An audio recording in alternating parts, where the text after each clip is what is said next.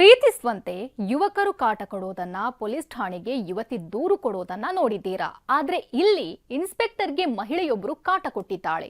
ಪ್ರೀತಿಸುವಂತೆ ಆಕೆ ಕೊಟ್ಟ ಕಾಟ ತಾಳಲಾರದೆ ಪೊಲೀಸಪ್ಪನೇ ದೂರು ನೀಡಿದ್ದಾನೆ. ಪೊಲೀಸಪ್ಪನ ಹಿಂದೆ ಬಿದ್ದು ಲವ್ ಮಾಡು ಅಂತ ಯುವತಿ ಬೆನ್ನು ಬೀಳೋ ಇದು ಸಾಂಗ್ಲಿಯಾನಾ ಚಿತ್ರದ ದೃಶ್ಯ.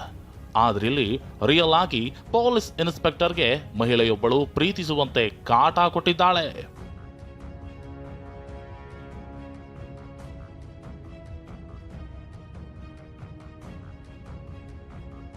ಪ್ರೀತಿಸುವಂತೆ ಇನ್ಸ್ಪೆಕ್ಟರ್ಗೆ ಗಂಟು ಬಿದ್ದ ಮಹಿಳೆ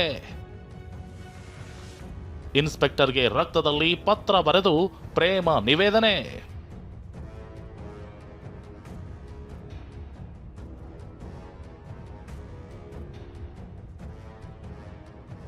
ಹೌದು, ರಾಮಮೂರ್ತಿ ನಗರ ಇನ್ಸ್ಪೆಕ್ಟರ್ ಸತೀಶ್ ಈ ವನಜಾ ಅಲಿಯಾ ಸಂಜನಾ ಕಾಟ ತಾಳಲಾರದೆ ತಾವೇ ದೂರು ಕೊಟ್ಟಿದ್ದಾರೆ. ಆಗಿದ್ದೇನೆಂದ್ರೆ, ರಾಮಮೂರ್ತಿ ನಗರ ಠಾಣೆಗೆ ಇತ್ತೀಚೆಗಷ್ಟೇ ಸತೀಶ್ ಇನ್ಸ್ಪೆಕ್ಟರ್ ಆಗಿ ಬಂದಿದ್ದಾರೆ. ಇವರಿಗೆ ನಾನು ಕಾಂಗ್ರೆಸ್ ಮುಖಂಡೆ, ನನಗೆ ಸಿಎಂ ಡಿಸಿಎಂ ಗೊತ್ತು ಅಂತ ಲಕ್ಷ್ಮಿ ಹೆಬ್ಬಾಳ್ಕರ್ ಜೊತೆಗಿನ ಫೋಟೋ ತೋರಿಸಿ ಈ ವನಜಾ ಪರಿಚಯ ಮಾಡಿಕೊಂಡಿದ್ಲು. ಬಳಿಕ ಇದ್ದಕ್ಕಿದ್ದಂತೆ ನಿಮ್ಮ ಮೇಲೆ ಲವ್ ಆಗಿದೆ ಅಂತ ಕಾಡೋಕ್ ಶುರು ಮಾಡಿದ್ದಾಳೆ. ಕಜ್ಜಾಯ ಡಬ್ಬಿ ಹೂಗುಚ್ಚ ಹಿಡಿದು ಠಾಣೆಗೆ ಬಂದಿದ್ದಾಳೆ.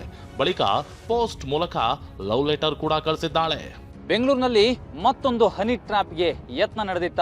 ಕಜ್ಜಾಯ ಡಬ್ಬಿಯಲ್ಲಿ ಲವ್ ಲೆಟರ್ ಇಟ್ಟು I love you, you must love me ಅಂತೇಳಿ ಇನ್ಸ್ಪೆಕ್ಟರ್ ಹಿಂದೆ ಮಹಿಳೆ ಬಿದ್ದಿದ್ಲು. ಆಕೆಯ ಕಾಟಕ್ಕೆ ಬೇಸತ್ತ ಇನ್ಸ್ಪೆಕ್ಟರ್ ಆ ಪಾಗಲ್ ಪ್ರೇಮಿಗೆ ಸರಿಯಾಗಿ ಬುದ್ಧಿ ಕಲಿಸಿದ್ದಾರೆ.